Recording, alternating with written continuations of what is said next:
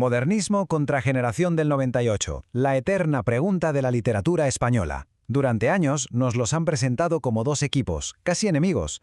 Pero, ¿y si todo fuera un malentendido? ¿Y si, en realidad, fueran las dos caras de la misma moneda? Pues bien, hoy vamos a aclarar este asunto de una vez por todas. Venga, esta es la hoja de ruta que vamos a seguir. Primero, vamos al origen de todo, a esa crisis de fin de siglo que lo puso todo patas arriba. Luego nos metemos de lleno con cada movimiento por separado. Después llega la pregunta del millón, ¿cómo encajan estas dos piezas? Y para terminar, le ponemos nombres y apellidos a los protagonistas de esta historia. Porque, a ver, para entender a esta gente, primero hay que respirar el aire de su época. Pensemos un momento en el final del siglo XIX. Hay una sensación de agotamiento, ¿no? De que las viejas certezas, las viejas respuestas, ya no valen para nada. Se palpa en el ambiente que un mundo está llegando a su fin. Y aquí está el punto de partida, la clave de todo. Porque aunque luego cada uno tirara por su lado, ambos movimientos nacen del mismo sitio. Un hartazgo generalizado con la sociedad de la época, con el materialismo, con esa idea de progreso que parecía haberse olvidado del espíritu. A ver, a mediados de siglo lo que mandaba era el realismo. Esa fe ciega en la ciencia y en lo tangible. Pero esa confianza se fue desgastando por toda Europa. Y en España, a ese malestar general se le sumó un golpe tremendo, un trauma nacional, el famoso desastre del 98. Perder Cuba, Puerto Rico y Filipinas fue una bofetada militar, sí, pero sobre todo fue una herida en el alma del país. Claro, con este panorama, ¿qué pasa? Pues que se crea un vacío enorme. Las viejas formas de escribir, las del realismo, ya no servían para expresar esta nueva angustia.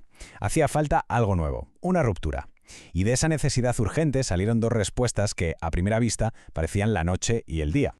La primera de esas respuestas fue básicamente una huida. Si la realidad es fea, gris y mediocre, pues nos inventamos otra, mucho más bonita, a través del arte. Y ese, señoras y señores, fue el camino del modernismo.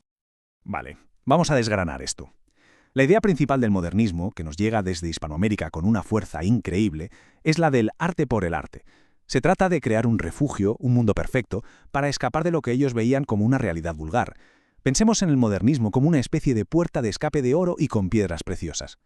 Mucho ojo a esta lista porque es la chuleta perfecta para un examen. Si en un texto se busca una belleza que casi se puede tocar, oler y oír, si se viaja a lugares lejanos y exóticos, si el lenguaje es súper cuidado, musical, lleno de color, y si se mira a París como el centro del universo, bingo, eso es modernismo puro y duro.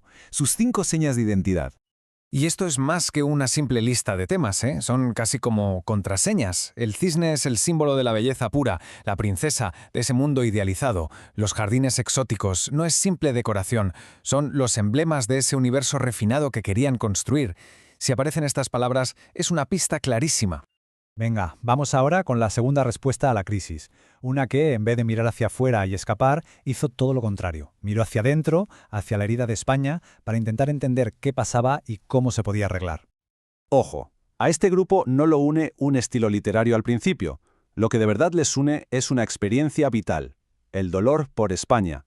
El desastre del 98 es su kilómetro cero, y su gran misión va a ser analizar, sin pelos en la lengua, el problema de España y buscar la manera de regenerar el país. Sus características son casi el negativo de la foto del modernismo.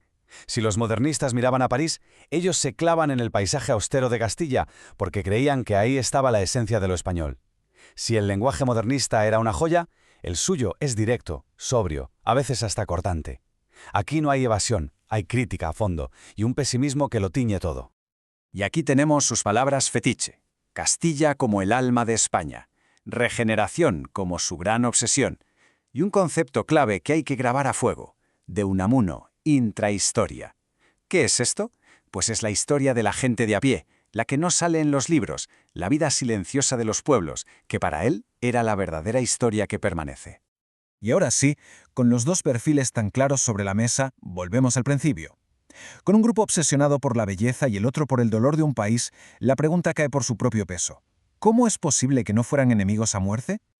Esta tabla es la foto mental que hay que guardar. Es el esquema clásico, el que nos han explicado siempre. La forma contra el contenido. París contra Castilla, la estética contra la ética. Parece claro, ¿verdad? Pues bueno, vamos a darle una vuelta de tuerca. Porque aquí llega el giro de guión. La visión de la crítica actual ha cambiado las reglas del juego por completo. Ya no se ven como dos cosas enfrentadas. Y esta es la idea clave, el titular de todo el análisis. Son parte de la misma rebelión contra el siglo XIX. El modernismo es el fenómeno internacional, esa gran ola de renovación, y la generación del 98 es sencillamente la versión española de esa misma ola. Uno se centra más en lo estético y el otro más en lo ético, pero el impulso de romper con lo anterior es exactamente el mismo. Y si todavía queda alguna duda, la prueba definitiva de que no eran mundos tan distintos la tenemos en los propios autores. La línea que supuestamente los separa es, en realidad, muy borrosa. A ver, en la tabla vemos clarísimo a Rubén Darío como el rey del modernismo y a Unamuno y Baroja como el núcleo duro del 98. Hasta aquí, todo en orden. Pero, ¿qué me dicen de los dos últimos nombres? Ahí está el lío.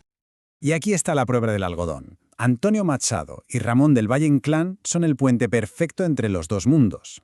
Los dos empiezan siendo modernistas hasta la médula, superesteticistas, y luego evolucionan hacia las preocupaciones del 98.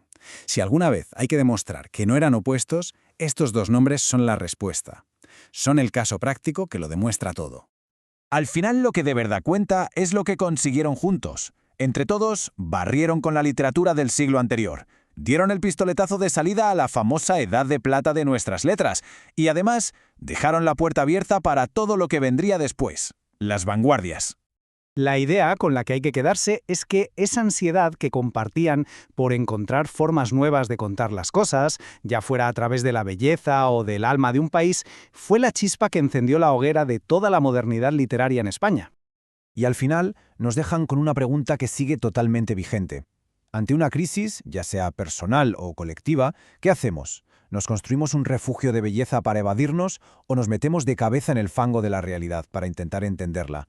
La literatura de principios del siglo XX nos demostró que quizá ambas respuestas no son tan distintas, que son, en el fondo, hermanas.